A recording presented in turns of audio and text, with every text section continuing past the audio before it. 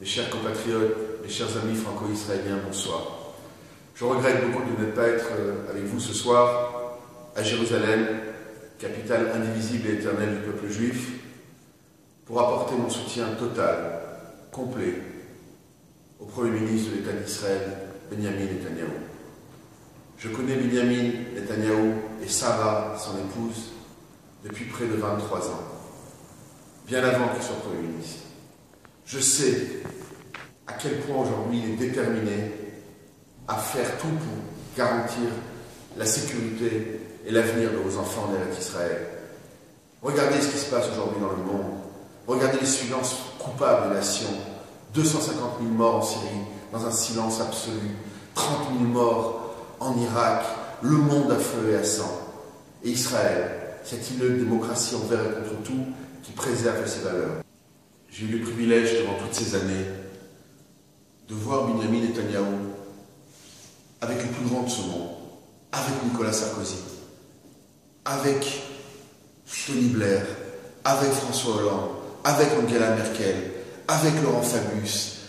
Et j'ai vu à quel point il tenait de toutes ses forces, quand il était Premier ministre et avant qu'il soit Premier ministre, pour les intérêts vitaux d'Eretz Israël. Le monde aujourd'hui est aveugle. Le monde aujourd'hui croit qu'en rendant des territoires, Israël aura la paix. C'est une faute majeure, c'est une faute grave. Nous sommes dans une guerre de religion. Nous sommes envahis les voisins d'Israël aujourd'hui. C'est le Hamas, c'est le Hezbollah, c'est Daesh, c'est tous ces groupes djihadistes qui n'ont qu'un seul objectif, entre autres, détruire l'État d'Israël. Qui pourra assurer demain, aujourd'hui, la sécurité de vos enfants?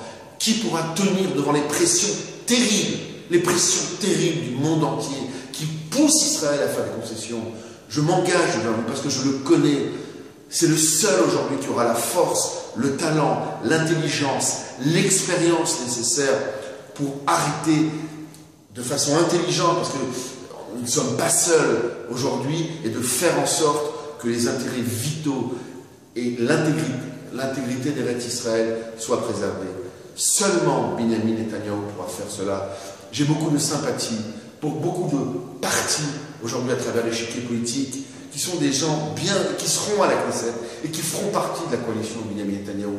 Mais la question est de savoir aujourd'hui qui vous voulez en tant que Premier ministre. Est-ce que vous voulez une gauche qui est prête à brader Eretz Israël, à brader Jérusalem, à braser les intérêts vitaux par une utopie ou par idéologie, ou un homme droit dans ses bottes qui tiendra envers et contre tout pour préserver les intérêts vitaux d'Eretz Israël? Ne vous trompez pas, vous n'avez qu'un seul mandat demain. Et j'ai encore une fois, j'ai beaucoup de respect pour tous les autres partis politiques, en particulier du camp national qui se présente à ces élections. Mais vous ne pouvez pas vous tromper aujourd'hui. Vous n'avez qu'un seul bulletin, vous devez décider qui vous voulez en tant que Premier ministre. Les Juifs de France viennent de connaître encore un drame. J'étais encore dans l'avion il y a quelques jours de cela pour encore rapatrier 4 corps. Benjamin Netanyahou a dit une chose claire, nette et précise à tous les Juifs de France, envers et contre tout.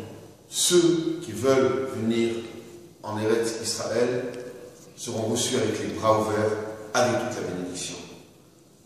Et je crois que c'est ce qu'on doit attendre d'un Premier ministre de l'État d'Israël. Comme je l'ai dit encore tout récemment, aujourd'hui le peuple d'Israël et son armée sont le certificat d'assurance de tout le peuple juif.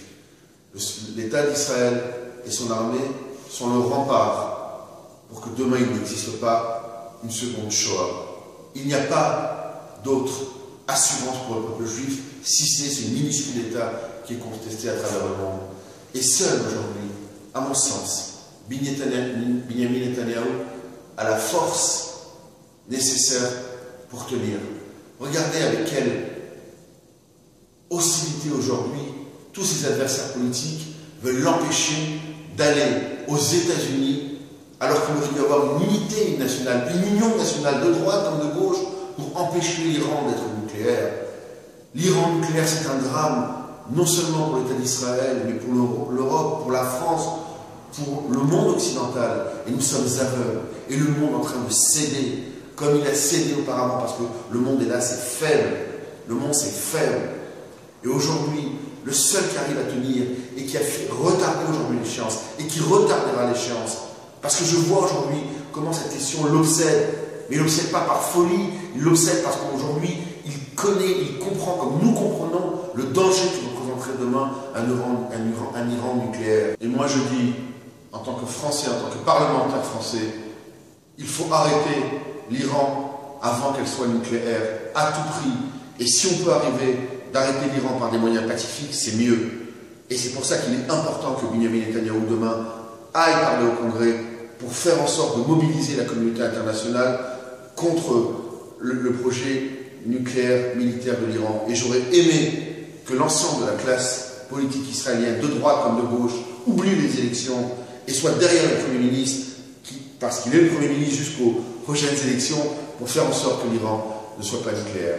Rien n'a été parlé dans cette campagne au Premier ministre Netanyahou. On attaque lâchement sa femme Sarah, à qui je voudrais apporter toute mon affection. Je connais Sarah Netanyahou depuis 23 ans comme le Premier ministre.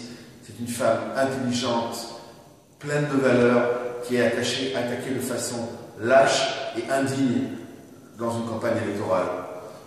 Je voudrais aussi dire à quel point le Premier ministre Netanyahou a été mobilisé sur des questions qui nous sont proches, en particulier sur la reconnaissance de diplômes que tous les Français attendent aujourd'hui en Israël. Alors, la décision a été votée au gouvernement. Le Premier ministre Netanyahou a pris cette question entre ses mains, mais maintenant, ça doit être voté à la RT7. Et j'espère que rapidement, dans les mois qui viennent, concrètement, la quasi-totalité des diplômes français qui sont parmi les meilleurs du monde soient reconnus. C'est extrêmement important pour la communauté juive de France et la communauté francophone en Israël. Je vais vous faire une confidence. Beaucoup de gens m'ont dit, je suis parlementaire français, il ne faut pas se mêler de cette campagne. Sans l'ombre d'une hésitation, je vous appelle à tous à voter massivement pour celui qui est le meilleur pour le peuple juif et pour l'État d'Israël. Je suis aussi citoyen israélien, je connais Benyamin Netanyahou, j'ai passé des milliers d'heures avec lui. Et je peux vous dire que c'est tout simplement le bon choix, et ce n'est pas pour rien que le peuple d'Israël va bientôt l'élire pour la 4e fois en tant que Premier ministre de l'État d'Israël. Voilà. אני אגיד אולי רק כמה מילים לחבק מאוד מאוד את אחי יקירי ראש הממשלה ורעייתו שרה, שאני מאוד אוהב. אתה תישאר לעוד הרבה שנים הבייביסיטר של עם ישראל, גם בחוץ לארץ וגם בארץ ישראל. אנחנו מאוד אוהבים אותך.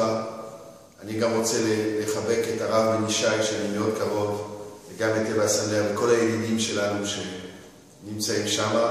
אני מחבק מפריס אותך מכל הלב, ובעזרת השם ביחד נצליח למען ארצנו, למען מולדתנו ולמען ארץ ישראל. ערב טוב ושלום.